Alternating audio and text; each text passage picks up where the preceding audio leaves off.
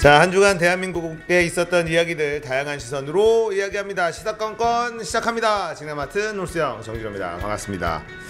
자, 오늘도 두 분과 함께합니다. 자, 영애신복님, 카스맨님 함께합니다. 반갑습니다. 반갑습니다. 안녕하세요. 네, 안녕하세요. 영애신복입니다. 네. 힘든 게 요즘 인생이 진짜 힘든 것 같아요. 네. 얼굴에 이렇게 얼굴이 나 피곤하다. 네. 뭐 저도 인사를 해야 네, 되나요? 카스맨님도. 네, 뭐 화면이. 네, 안녕하세요. 네, 카스맨입니다. 반갑습니다. 네. 제가 이제 휴가 때문에 저번 주 한 주는 이제 쉬었고, 네. 휴가는 갔다 오셨나요? 네, 휴가는 없죠. 어디 있습니까? 저희는 휴가가 없는데, 근데 휴가 갔다 왔는데 네. 구독자가 2배로 늘었어요. 휴가를 갔다 왔는데 구독자가 2배로 드는 매직. 네, 일본 때문에 네. 일본 코인을 네, 뭐 타가지고. 반일 코인이라고도 좀 많이 얘기하긴 네. 하는데, 네. 자, 오늘 이야기 한번 해보도록 하겠습니다. 그래서 오늘 첫 번째 이야기가 일본 이야기네요. 일본 방사능 이야기. 일본 정부가 후쿠시마 원전의 방사성 오염수를 바다에 버리려 한다고 주장한 숀 버니 그린피스 수석 원자력 전문가가 우리나라를 찾았습니다. 이 문제를 자세히 알려서 일본의 방류 계획을 철회시키기 위한 그런 목적인데요. 돈이 덜 드는 방법만 생각하면서 문제를 키워온 일본 정부를 강하게 비판했습니다. 강버들 기자가 만나봤습니다. One of which is into the Pacific Ocean, which is the cheapest option. They didn't make a formal saying you must do this, but they made it very clear which was their preferred option. The preferred option was discharge. 네. 네. 이게 주제를 준비를 하면서 이게 사실 저희 예방의학 하는 사람들이 하는 주제예요. 그래서 제 동료나 제 선배 교수님들 중에 이걸 전문으로 하는 분들이 있어요. 그분들이 제가 말하는 걸 보면 얼마나 가짠게 볼까. 거기 더하기 제 약간 아직 학자는 제대로 된 학자는 아니지만 학자적 양심 그런 것까지 이제 다 해서 준비를 하는데, 준비를 하면 할수록 참 설명이 어려워요. 설명이 어렵다는 게 좀 느껴지죠. 네. 그러니까 사실 많은 분들이 궁금해하는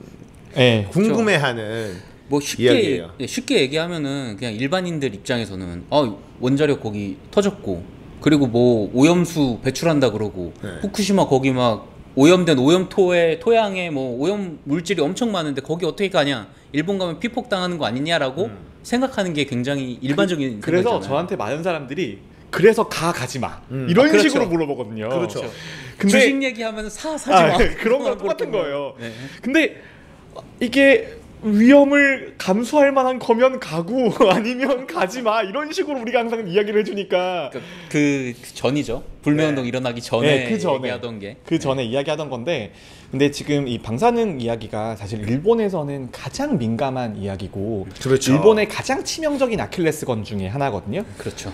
올림픽을 여는 이유도 우리 이제 방사능으로부터 완전히 해방된 거다. 자유로운 나라다. 그리고 이걸 이제 알리고 싶은 거죠. 1945년 8월달 요 원저리쯤에 일단 원자폭탄 2발이 투하가 됐었잖아요. 그렇죠. 그래서 이미 전 세계 유일한 뭐 피폭 국가라고 이제 주장을 하는데, 어쨌든 그런 국가인 상태인데다가 이제 도호쿠 대지진이 나면서 그때부터 원자력 발전소에 큰 사고, 7등급 사고가 2번밖에 없었는데 7등급 사고가 유일한 게 체르노빌 하나, 그 다음에 후쿠시마 원전, 그 2개거든요. 뭐 조금 뭐 다른 얘기긴 하지만 화가 나는 거는 그 원자 폭탄을 맞았다는 것 때문에 전범국에서 피해자 코스프레가 피해 가능한 바로 넘어간 그런 이제 국가가 돼버린 거고, 그리고 저희가 또 화가 나는 거는 그런 식으로 이제 피해자의 역사 교육을 하고 있다는 것도 조금 이제 화가 나는 부분이기는 하죠. 뭐 어쨌든 간에. 그런데 이제 자기 나라 땅에 원자폭탄이 민간인 대상으로 떨어진 것 자체는 부정할 수 없는 거니까 뭐 그렇긴 하죠. 그렇게 어쨌든 하더라도 이게 방사능 이야기를 하려면 생각보다 굉장히 많은 배경 지식이 필요합니다. 많은 배경 지식이 필요한데, 근데 요즘에 인터넷 같은 것들을 검색해 보면 뭐 낮은 정도의 방사선은 건강에 좋을 수도 있다, 뭐 이런 이야기도 있고, 사람마다 학자마다 하는 이야기가 다 조금씩 결이 달라요. 조금씩 결이 달라서 그 중에 가장 오늘은 표준에 가까운, 가장 정설에 가까운 이야기를 좀 가지고 왔어요. 근데 여러분이 이제 방사선과 방사선 피폭이랑은 좀 구별해서 생각을 해야 돼요. 방사선은 기본적으로 이제 우리가 뭐 알파선, 베타선, 감마선 이렇게 나오잖아요. 그런데 방사선 자체는 어떻게 보면 되냐면 정말 작은 총알이에요. 그러니까 원자 단위 이하의 총알이라고 생각하면 돼요. 그래서 방사능을 쬐는 거는 일종의 총알을 맞는 거예요. 총알을 맞는 건데 그 총알을 맞으면 내 몸이 숭숭 뚫리죠. 숭숭 뚫리는데 그 구멍이 정말 작아서 어디에 구멍이 뚫리냐면 내 몸의 DNA에 구멍이 뚫리는 거예요. 정말 DNA에 구멍이 뚫리는 거예요. 그래서 우리 몸은 근데 DNA가 구멍 뚫리는 건 굉장히 익숙해요. 왜냐하면 우리는 자연 방사선이 있기 때문이에요. 자연 방사선은 뭐냐면 태양은 엄청난 방사능을 뿜어내고 있거든요. 그래서 태양에서부터 오는 자연 방사선이 있고 그 다음에 우리 지각에는 방사선 동위원소들이 있잖아요. 거기서 나오는 자연 방사선이 있어요. 제가 듣기로도 그 비행기만 타도 사실 꽤 많은 양의 방사선에 노출된다라고 네, 저는 이게 들었거든요. 비행기를 오랫동안 타면은 거의 뭐 엑스레이 수십 번 찍은 정도의 노출은 돼요.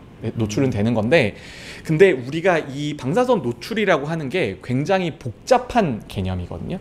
굉장히 복잡한 개념이라서 그걸 어떤 식으로 학자들이 정리를 했냐 하면 내 몸의 총 노출량이 어느 정도 됐냐라는 개념으로 접근을 해요. 그게 시버트라는 단위예요. 그러니까 우리가 뭐 무슨 밀리시버트, 마이크로시버트 하는 그 시버트라는 단위가 있거든요. 근데 그 시버트라는 단위가 시간당 얼마, 아니면 분당 얼마, 초당 얼마 라고 해서 그 사람이 방사능에 총 노출된 게 얼마냐 이런 식으로 계산을 해요. 근데 벌써부터 굉장히 지루하잖아요. 그러니까 그게 쉽게 얘기를 하자면 보통 1년당 맞을 수 있는 뭐 방사능의 횟수 그런 거 얘기하는 거죠. 근데 일상생활에서는 1년당이죠. 왜냐하면은 항상 우리는 자연 방사선을 쬐고 있으니까 그거를 뭐 1년 단위로 보는 게 가장 적절하니까 1년 단위로 보는 건데, 근데 무슨 우리가 방사능 지역에 들어간다. 그럼 들어갈 때만 노출이 되잖아요. 그렇죠. 그럼 그건 1년 단위로만 계산하기가 어렵단 말이에요. 그래서 시간당, 분당 이렇게 쪼개는 거예요. 쪼개는 건데, 근데 방사능 자체는 두 가지 학설이 있습니다. 학설이. 어느 정도의 노출량 이상이 넘어가면 그때부터 이상이 생긴다라고 주장하는 사람들이 있고, 아니다. 방사선은 아무리 적은 것도 확률적인 이상을 일으킨다라는 두 가지 주장이 있어요. 두 가지 주장이 있어서 방사선이 안전하다고 주장하는 사람들의 대표적인 근거는 어느 정도의 노출 수준 이하면 건강에 문제가 없다라고 주장을 하는 거고, 방사선은 위험하다라고 주장하는 사람들은 아무리 낮은 정도의 농도라도 총을 맞은 것처럼 우리 DNA에 손상이 생기니까 그게 암으로 바뀔 수 있다는 거예요. 그러니까 그런 두 가지 학설이 있는데 그 두 가지 학설 다 증명이 됐어요. 둘 다 맞는 이야기예요. 일종의 광양자설 같은 그런 느낌이죠. 그러니까 반드시 의학이 과학이라고는 얘기를 하지만 모르는 부분이 많다는 게 좀 여기도 좀 증명이 되는 것 같아요. 아직도 모르는 게 많다. 근데 모른다기보다는 적용되는 기관이 달라요. 우리 몸의 조직이 달라요. 예를 들어서 눈 수정체가 흐려지거나 혼탁하는 거, 그런 것들은 역치가 있어요. 어느 정도 이상 노출이 되면 그건 무조건 오는 거예요. 그런데 암 발생은 대부분 확률에 따라갑니다. 확률에 따라가서 100mS를 받은 거가 200mS보다 2배 정도 확률이 높은 거예요. 200mS가. 그러니까 이게 사실 좀 어려운 게 일본 정부에서도 후쿠시마 쪽에서 있다가 백혈병에 걸린 사람들이 방사능 때문이다 아니다 를 말할 수가 없어요. 일본 정부는 아니다. 방사능 때문이 아니다. 뭐 이런 거죠. 삼성전자에서 하다가 방사능 백혈병에 걸린 거가 산재다 아니다 하다가 삼성이 계속 부인했었던 것처럼, 근데 결국에는 인정을 하고 뭐 배상을 하긴 했지만 그런 비슷한 논리가 가능하다는 거죠. 그런 비슷한 논리인 게, 우리의 질병이라는 게 한 가지 원인 때문에만 걸리는 게 아니에요. 예를 들어서 감기만 해도 어떤 사람은 감기 바이러스에 들어왔는데 그냥 튕겨냈어, 이런 게 되는 거고, 어떤 사람은 그냥 바로 감기에 걸리잖아요. 네. 그러니까 병이라는 게 한 가지 원인으로만 걸리는 건 아니에요. 예를 들어서 같은 농도의 방사선에 노출이 돼도 어떤 사람은 멀쩡하고 어떤 사람은 암에 걸리거든요. 그러니까 그런 영향을 우리가 분석을 해야 되는 건데, 문제는 이 지점이에요. 이 지점. 그래서 지금의 일본의 방사선 농도는 뭐냐 하면, 정확하게 여기서부터는 해가 있어 라고 말하기에는 애매한 농도라는 거예요. 농도 자체가 원자력 발전소 후쿠시마 근처에 가면 그건 확실하게 위험합니다. 그거는 부정할 수 없어요. 그건 부정할 수 없는데, 근데 예를 들어서 도쿄에서 산다, 아니면 도쿄에서 음식을 먹었다 라고 했을 때 이게 정말 이거 먹은 것 때문에 암이 걸렸냐라고 물어보면 아무도 그렇다고 대답하지 못할 정도의 애매한 경계선에 걸쳐 있는 거예요, 이게. 그런데 많이들 좀 걱정을 하는 게 그거잖아요. 그 후쿠시마는 확실히 위험하다라고 얘기를 했는데 거기서 만들어진 농산물이나 수산물들이 유통이 돼서 이제 먹었을 때는 도쿄라는 곳은 좀 멀기 때문에 그렇지만 그 음식으로 인해서 좀 내부 피폭이 일어날 수 있지 않느냐라는 걱정이. 그러니까 이게 정말 그냥 우리 과학자의 순진한 생각인 거예요. 근데 이거는 일본의 측정한 방사선 농도, 그 다음에 내 과학적 지식으로는 딱 요 정도 설명해 줄 수 있어요. 그런데 지금 일본은 어떤 식으로 지금 그 방사선 위기를 헤쳐나갔냐면, 방사선 낙진이 떨어지면 비가 오면 땅에다 오잖아요. 땅이 오염되잖아요. 그러면 땅에 흙을 다 걷어내요. 다 걷어내는데 흙을 걷어내서 어디 버립니까? 버릴 데가 없잖아요. 그래서 동네마다 다 모아놓은 거예요. 동네마다 모아놓으면 그 모아놓은 곳은 다른 곳보다 방사능 노출량이 많을 거잖아요. 당연히. 그렇겠죠. 근데 그런 식으로 처리가 되고 있어요. 예를 들어서 그냥 딱 후쿠시마에서 빵 터진 거고, 그 다음에 우리가 평균적인 농도로 측정한 도쿄의 생활이라면 그거는 우리가 이상이 있다고 말하기 애매한 상태인 거예요. 그런데 일본이 지금 그 다음에 방사선을 처리한 행태가 이게 러시아만도 못할 수도 있다는 거예요. 예전에 소련만도 못할 수가 있다는 거예요. 저도 그 얘기를 들었었는데, 방사능 처리를 그런 식으로 하기 때문에 실제 그 산들 있잖아요.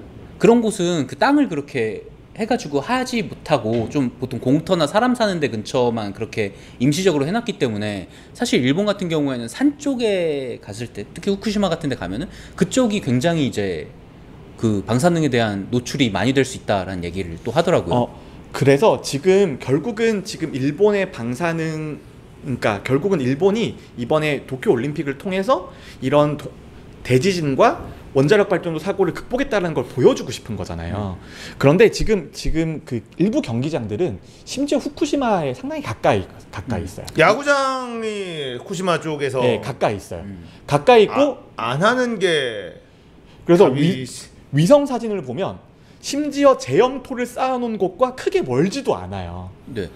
심지어 그러니까 성화 봉송 자체도 후쿠시마에서 거기도 몇 킬로? 뭐 얼마 떨어지지 않은 데서 출발한다고 저는 들었거든요. 근데 사실 후쿠시마를 지나오는 것, 아니면 후쿠시마를 거쳐오는 것, 그런 것 자체는 저는 그게 건강에 큰 문제가 될 거라고 생각하지는 않아요.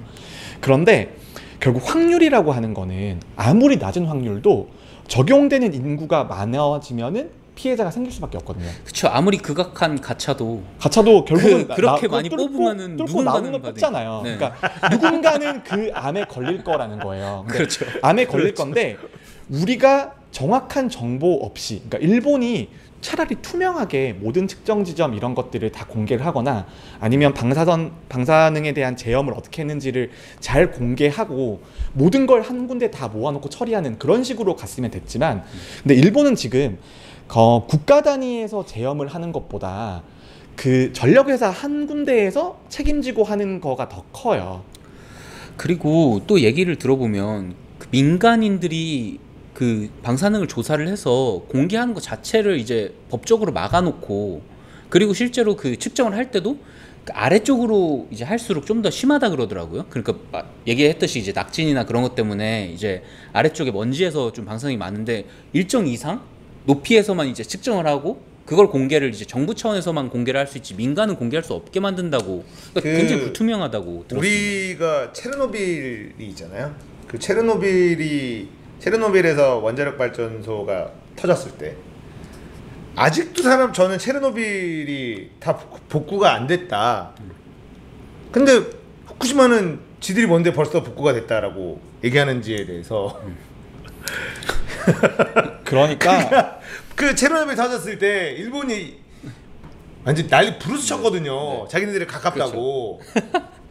그렇죠. 근데 자기네들은 직접 자기네 나라에 터졌는데 우린 이제 다 극복했다, 안전하다, 후쿠시마. 네. 그리고 정부에서는 후쿠시마에 살았던 사람들 돌아와라, 니네 이제 후쿠시마 살아도 된다 이러고 있으니 이 너무 무책임하고 잔인한 정권이 아닌가라는 생각이 좀 들어요. 그래서 그러니까 지금은 어떤 생각이 드냐면, 소련은 그냥 전제주의 공산 국가였잖아요. 오히려 그런 식으로 문제를 해결하는 게 초위기 상황에서는 방사능 위기처럼 정말 큰 위기 상황에서는 조금 더 문제의 결과론적으로 봤을 땐 좀 나을 수도 있겠다는 생각이 들어요. 왜냐하면 체르노빌이 터졌을 때 소련은 그냥 국가 단위의 자원을 완전히 다 쏟아붓고 그 다음에 거기에 이제 그 뭐 드라마 같은 것들을 보면 바이오 로봇이라는 개념이 나오잖아요. 모든 뭐 100만 명의 군인들이 20초씩 방사선 노출로 공평하게 갈아서 넣는 그런 식의 대처 방법을 했잖아요. 그런데 일본은 민주주의 국가고 그 다음에 나름의 인권이나 그런 것들이 있기 때문에 그런 식으로 사람의 인명을 경시해서 문제를 해결하는 식의 해결 방법이 불가능한 거예요. 그러니까 아무리 지금 그렇다고 지금 거기에서 방사선의 뭐 노심이나 아니면 방사선 그 원자력 발전소에 들어가서 그거를 다 해체하고 처리할 사람이 없어요. 근데 사람이 들어가서 하면 제일 싸잖아요. 그런데 지금은 일본에서도 그거를 감당할 만한 비용이 안 되는 거고. 그 지난 방송 끝나고 제가 존 보만을 만나서 존 보만이 여기에서 사실 마지막으로 하고 싶었던 얘기가 일본은 10년 안에 망한다라는 얘기를 해서 그 얘기를 한참 저랑 이렇게 얘기를 했는데 그때 얘기를 했던 거가 이제 저 후쿠시마 얘기가 있었어요. 근데 후쿠시마 얘기를 하면서 어떤 얘기를 했냐면 사실 그 후쿠시마 원전이 터졌을 때 일본이 그 경제적으로 이제 파워가 옛날만큼 있었으면 돈을 진짜 많이 들여가지고 그걸 어떻게든 막던지 아니면 정말 최악의 수단이라고 한다면 도쿄를 이제 오사카 쪽으로 천도를 한다든지 하는 방식으로 동쪽을 좀 포기를 하는 것도 이제 생각을 할 정도로 정말 위험한 그런 상황이었는데 지금 일본이 그동안 이제 아베노믹스를 한 10년간 하면서 돈을 굉장히 많이 썼기 때문에 이 후쿠시마 원전을 제대로 처리할 만한 이게 비용도 없고 그래서 이거를 이제 그리고 이 부작용을 자기네들이 인정해 버린다면 이거에 대한 그 사회적인 그 비용들을 감당할 수 없는 지금 지경에 와 있다라는 얘기를 하더라고요. 그래서 그럴싸해요. 네. 지금 어쨌든 일본 정부를 보면 이 방사능에 대해서는 좀 이때까지에 있어도 체르노빌이 제일 큰 이제 사고였는데 그것하고 체르노빌 사고와 비교해 보면 너무나 좀 안일한 근데 표현들. 그러니까 방사능 처음에 그 터졌을 때부터 일본이라는 나라가 사실 언론 통제가 굉장히 심한 나라거든요. 언론 자유도가 이제 떨어지는 나라고. 그래서 전 세계가 후쿠시마 원전 가지고 막 특보를 막 계속 내고 있을 때 일본에서는 그 뉴스가 몇 곡지가 못 나갔대요. 근데 시대가 25년 다르긴 한데 소련도 똑같았어요. 사실 소련도 언론 통제 그 다음에 옆에 주민한테 말도 안 해서 주민을 다 핍박당했잖아요. 근데 그러니까 결국은 이제 그 원자력 발전소나 방사능 노출을 해결하는 결과론적 이야기인 거고 과정이나 피해를 보면 소련이 훨씬 심하죠. 훨씬 심한 건데 근데 이제 문제는 그거예요. 후쿠시마 사건은 지금 현실이라는 거. 그리고 그쵸. 우리나라에 굉장히 가까이 있다는 거. 네. 그게 문제인 거죠. 뭐 오염수를 뭐 바다로 흘려보낸다는 그런 네, 얘기를 이제 지금 나온 게 새 정부가 후쿠시마 원전에 쌓인 방사능 오염수 100만 톤을 바다에 방류할 계획이라는 주장이 나왔습니다. 국제환경보호단체 그린피스가 제기한 겁니다. 그린피스는 오염수가 방류되면 주변국, 특히 한국이 방사성 물질에 노출될 수밖에 없다고 경고하고 나섰습니다. 강버들 기자. 바다로 흘려보내는 거 말고는 방법이 아예 없더라고요, 보니까. 방법이 딱 하나 있어요. 딱 하나 있는데 뭐냐면 후쿠시마 원전 옆에 평야를 다 밀어버리고 거기를 엄청나게 큰 시멘트 풀장을 만드는 거예요. 그리고 그물을 다 담은 다음에 그물 위를 다시 시멘트로 덮어야 돼요. 근데 비용이 너무 어마어마하고 그 다음에 결국은 그물을 어디다 버릴 겁니다. 다시 언젠간 또 꺼내서 버려야 돼요. 그러니까 그런 문제가 있기 때문에 결국은 일본은 조금씩은 방류할 겁니다. 방류할 거예요. 방류를 안 할 수가 없어요. 그래도 좀 짜증이 나는 건 바로 옆집에서 버리니까 그게 짜증이 나는 거죠. 그래서 뭐 그렇게 방류를 하면 가장 큰 피해는 한국인이 가장 먼저 본다라는 당연하죠. 뭐 얘기가 있고. 근데 일본 정치이나 일본의 이런 것도 되게 웃긴 게 결국 우리한테 수출을 하지만 가장 제일 많이 먹는 건 자기 나라 국민이잖아요. 그렇죠. 기본적으로. 네. 그러니까 자기 나라 국민에 대한 존중이 약간 부족한 거죠. 어떻게 보면. 일본은 충분히 그게 가능한. 그러니까 일본을 요즘에 이제 저도 계속 들여다보면서 공부를 하고 있지만 일본이란 나라는 진짜 돈만 많지 굉장히 후진적인 게 되게 많은 나라예요. 되게 정보가 선진국 치고는 굉장히 차단돼 있는 경우가 되게 많고. 그렇죠. 이제 대마도가 이번에 이제 여행 불매 운동으로 직격탄을 맞고 있잖아요. 그래서 대마도는 이제 예전에 어촌 도시로 다시 바뀔 수밖에 없는 상황인데, 그러니까 대마도는 어촌 도시요? 원래 오천이었거든요. 대마도. 예, 대마도가 원래 후쿠시마 오천이었는데 네네. 우리나라 사람들이 관광을 가면서 관광도시로 됐죠. 바뀐 거예요. 네. 그리고 낚시할 수 있는 포인트가 너무 많고, 그래서 낚시 좋아하는 사람들이 대마도 여행을 많이 갔는데 이제 안 가잖아요. 그렇죠. 근데 대마도가 농사질 땅이 별로 없대요.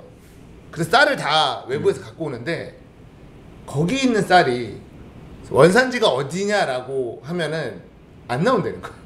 그래서 후쿠시마 근처에 있는 쌀을 여기서 갖다 팔 수 있다.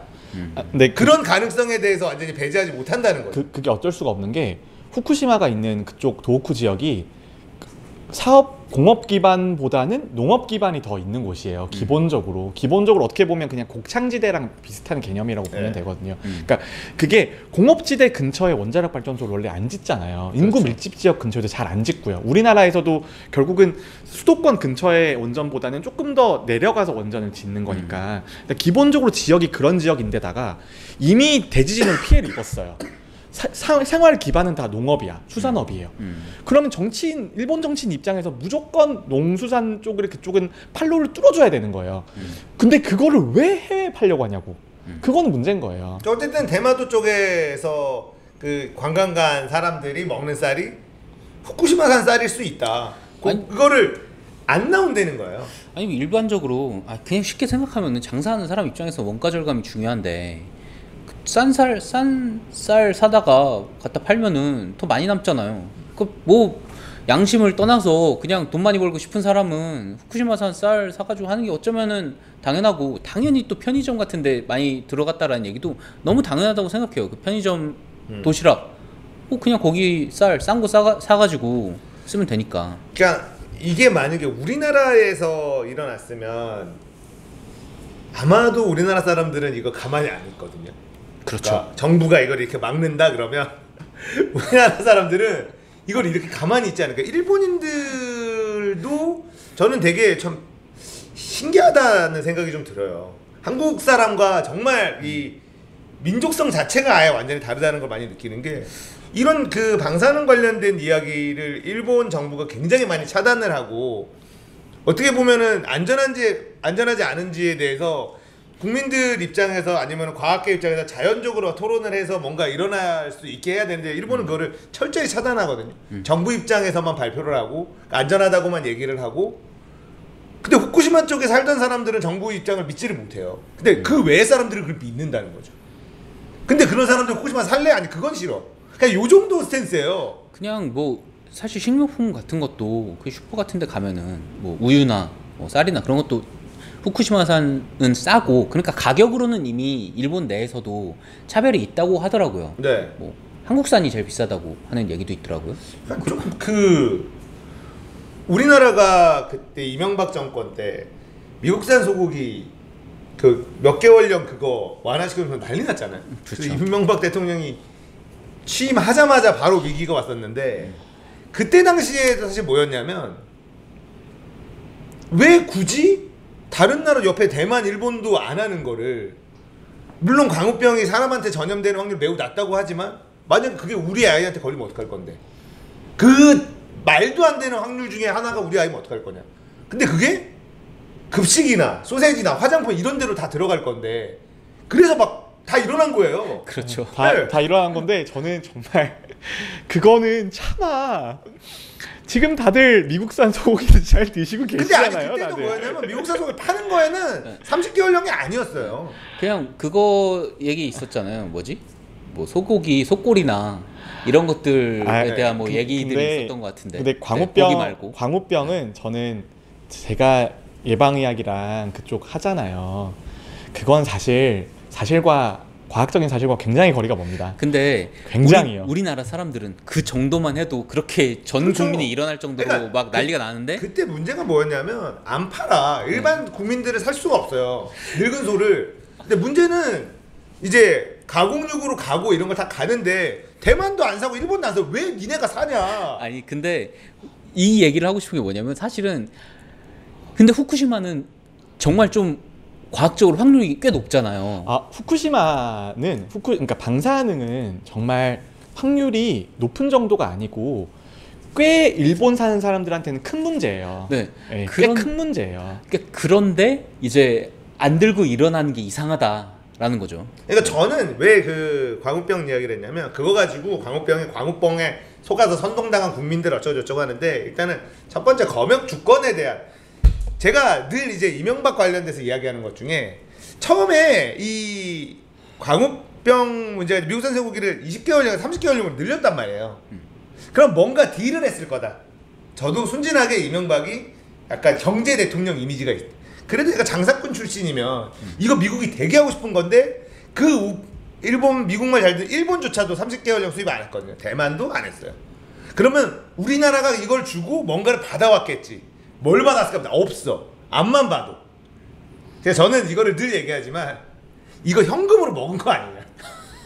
직접. 아니 너무 저희 아니 그럼 왜 대한민국 대통령이 뭐 딜을 하면 무역을 하면 딜을 해야 될 거 아닙니까? 아니 왜 좋은 얘기 하다가 갑자기 아니 진짜 음모론으로 넘어가. 아니 진짜 말이 안 되잖아. 근데 이 새끼가 아닌 미친 새끼가 아니면 다른 나라 대통령이 원래 다 해놓은 거를 재협상을 하고 와서 뭐 했냐면 부시 옆에 카트 운전하고 신문에서 부시 카트는 아무나 옆자리를 주지 않는다 막 이질하고 있으니까. 근데 저도 MB가 너무 싫어요. 그때도 싫었고 지금도 싫고 앞으로도 싫을 말이 거예요. 안 되잖아요. 그리고 그 정권들도 다 싫어요.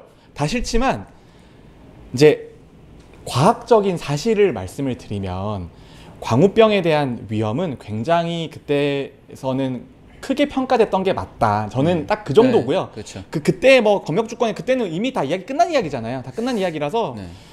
굳이 더 이상 하고 싶진 않습니다. 이제 다시 방사능 이야기로 좀 아니 저는 그 관련해서 이런 생각은 했었어요. 사실 뭐 광우병이나 그런 걸 떠나서 일단 어떤 사안에 대해서 우리나라 국민들이 굉장히 싫어한다라는 거가 저는 그 협상 카드가 될 수 있다는 생각은 하거든요. 그러니까 제가 이거 이명박을 깔려고 얘기한 게 아니라 네. 아니 새끼는 네. 근데 그때 이제 그렇게 되면서 사람들이 막 거리로 나온 이유가 그게 소에서 소로 전염되는 확률도 그렇게 높지 않은데 소에서 사람으로 전염될 확률은 매우 낮아요. 그렇죠. 말도 안 되는 확률이긴 해요. 네. 근데 문제는 급식이라든지 이런 데에서 우리가 원하지 않는데 먹을 수도 있다. 특히 우리 아이들이 먹을 수 있다라는 것 때문에 왜 그렇게 해야 되느냐. 그 말도 안 되는 확률 중에 만에 하나 우리 아이가 걸리면 네가 책임질 거야? 이러면서 나왔는데 일본은 후쿠시마 산 쌀을 어디로 가는지 국민들이 잘 몰라. 먹어서 응원하자. 그러니까 이렇게 캠페인 그게 하고. 우리나라에서는 난리 날 거란 말이에요. 우리나라 어디서 뭐 울진 네. 뭐 이런 데 터져가지고 이쪽 쌀을 먹어서 못 파는데- 응원하자라고 못 그러면 파는데 급식으로 모르게 쓱 돌아다닌다 그러면 부모들이 가만히 있겠냐고요. 난리 나거든요 이거. 제가 봤을 땐 탄핵감이죠. 네, 대충. 근데 일본은 이게 되고 있다라는 게 전 좀 신기해요. 우리나라에서는 상상도 못하는 아니 일이거든요. 근데 먹어서 응원하자는 캐치프레이즈가 정말 한 500년 정도 뒤에 가면 교과서에 사진으로 나올 거예요. 그 시절 1세 사람들이 이렇게 무식했다. 정말 이렇게 무식한 사람들이었다. 근데 피폭 중에 제일 무서운 피폭이 내부 피폭이에요. 저는 맞아요. 그렇다 아니, 그러더라고요. 더 충격적인 건 뭔지 아세요? 최근에 복숭아 비가 많이 와서 당도가 너무 높아요라고 하면서 맛있게 딱 먹는데 네. 비가 많이 오면 물이 많이 들어가면 당도가 떨어지는 게 당연한 거 아닌가요?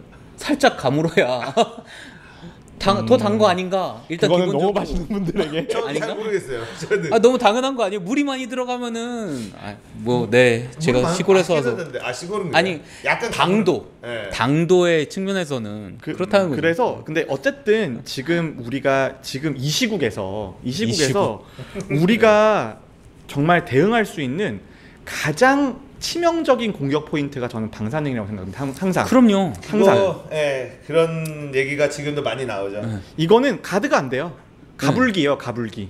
니들 방사능 어쩔래? 그러면은 우리 괜찮아라고밖에 얘기 못 하거든요. 실제로 지금 미국 언론에서 일본 방사능에 대한 이야기가 스물스물 나오고 있거든요. 이게 진짜 심각한 게 뭐냐면은 올림픽이라는 건 전 세계 관광 플러스 이제 전 세계 선수들도 가야 되는 거고 그리고 4년마다 한 번씩 하면서 솔직히 생각을 해보면 얼마나 많은 사람들이 이 올림픽 하나만 보고 얼마나 많은 선수들이 올림픽 하나만 보고 목을 매달고 살고 있어요. 그렇죠. 지금도 얼마나 열심히 운동을 하고 있겠어요. 네. 근데 굉장히 깨림직한 느낌이 있단 말이죠.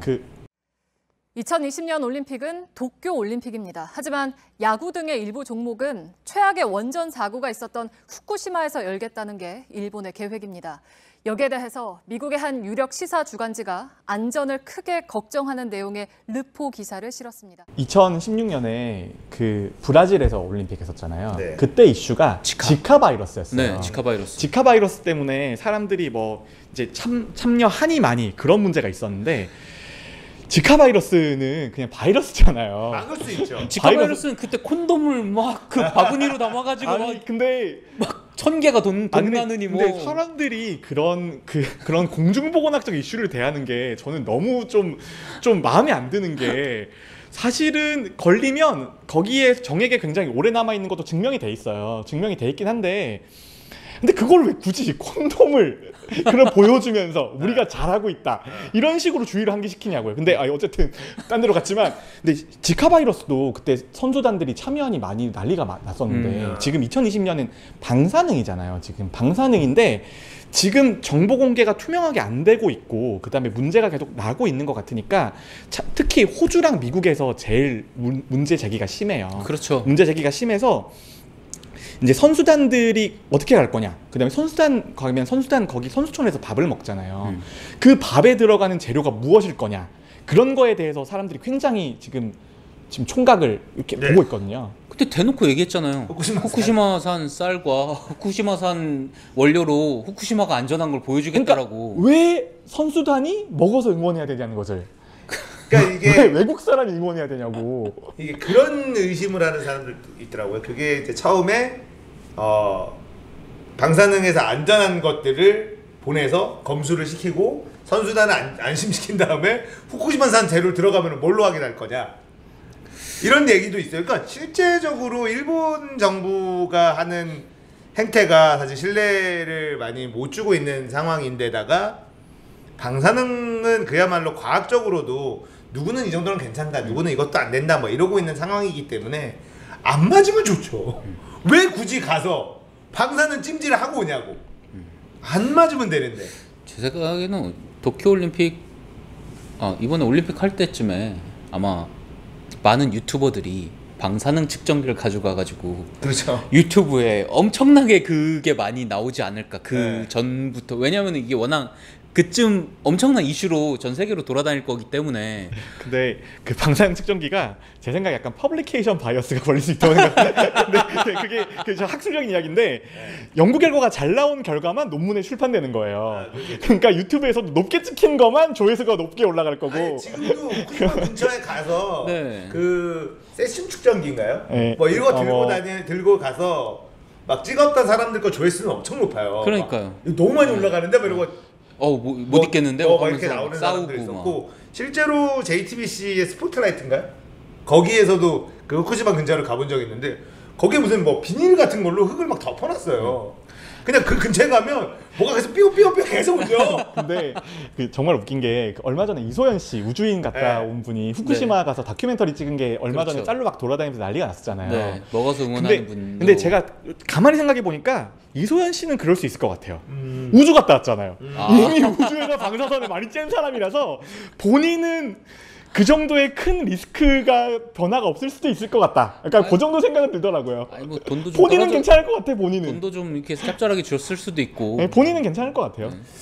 이 방사능 문제가 우리나라 입장에서는 도쿄올림픽에 참가하는 특히나 야구나 몇 개 종목은 진짜 후쿠시마랑 아주 가까운 곳에서 치른다고 하는데 한국이 어떻게 대응을 할지 그리고 실제로 이 방사능에 대한 것들을 한국 정부가 건드리려고 하고 있고 여당 정치권 내에서는 도쿄올림픽 불참 해야 된다라는 이야기도 지금 나오고 있거든요. 이게 사실 아베 정권한테는 굉장히 아픈 부분이고 한국 국민들은 도쿄올림픽이 열렸을 때 구경 갈까 안 갈 거거든요.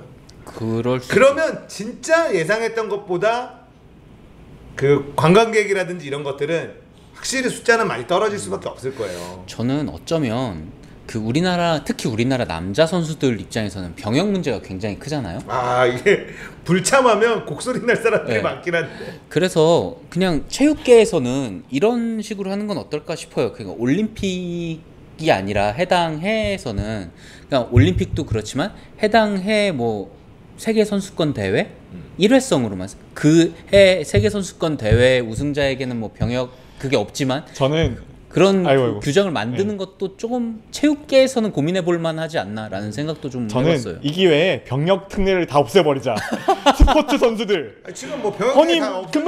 금메달 땄다고 왜 군대 안 가는 거야 도대체. 그것도 맞아. 그럼 SCI 논문 쓰면 군대 빼줄 건가? 그런 것도 아니잖아요. 그게 사실 그때 만들어졌나요? 그 병역 특례가 언제 만들어졌는지 모르겠는데 그냥 아마 군사 88 정부 때 올림픽 준비하면서 만들었나? 대통령 때가 박정희 때부터 아마 있었을 거예요. 그때부터 있었나요? 제가 네, 알기로는 저도. 근데 그때 생긴 지 그렇게 오래되지 않았어요. 근데 국위선양이라는 그렇죠. 예, 국위선양이라는 카드가 컸거든요. 국위선양으로 따지면은 금메달이 큰가요? 뭐 올림픽 요즘 사람들 많이 보지도 않아요. 방탄소년단이 BTS가 국위선양이죠. 네. 빌보드 1위 줘야 돼요. 빌보드 1위. 그리고 약간 종목도 편향이 심하죠. 경쟁이 심한 것도 있고 안 된 것도 있고. 그렇죠. 그런데 근데 이런 생각은 좀 갑자기 드네요. 만약에 BTS가 군부대 위문 행사 뛰면은 세계적으로 관광으로 올까? 그 군부대 위문 상품으로 해가지고 그 갑자기 무슨 얘기잖아. BTS를 지방 행사 이런 거에 막 BTS 동시에 군대 보낸 다음에 독도에다가 놓고 독도가 우리나라 땅이라는 걸 전 세계에 알리자. 독도 수비대에다가 BTS를 같이 다 보내가지고 독도 노래 만들게 시키고 굉장히 효과적이잖아요. 아니면 요즘에 경찰이랑 이런 데서 연극단 만들어서 공연 계속 돌리잖아요. 그래서 스타디움 하나 잡아놓고 BTS 공연을 계속 돌리는 거지. 그래 그 수익으로 이제 병영 개선, 침대 놔주고 그런 것들 하면 얼마나 좋을까. 진짜 독도 보내는 게 만약에 BTS가 독도로 간다면 그러면 전 세계가 독도가 어느 나라 땅인지 알게 되잖아요. 아니 그냥 일석이조다. 월드 투어를 돌리는데 중간에 파트 하나 만들어 독도 노래를 하나 만들어 가지고 자 방산 이야기 해봤는데 네. 자 이게 헛소리했습니다. 많은 사람들의 걱정이고요. 실제로 일본의 뭐 도쿄나 이런 데조차도 안 가는 사람들도 있거든요. 거기 방사능 그렇죠. 때문에. 그리고 이 방사능 관련된 가짜뉴스도 되게 많이 돌아요. 그럼요. 네, 도쿄도 이미 다 끝났고 이제 뭐 다 죽는다 일본. 왜 거기 가냐? 뭐 일본 맥주도 다 마시면 안 되고 뭐 이렇게 하는 되게 과장된 뉴스도 많이 있는데 아무튼 일본이 한국한테 시비를 걸었는데 지금 한국도 반격 카드를 하나씩 꺼내다가 지금 방사능 이야기까지도 지금 꺼내고 있는 중이에요.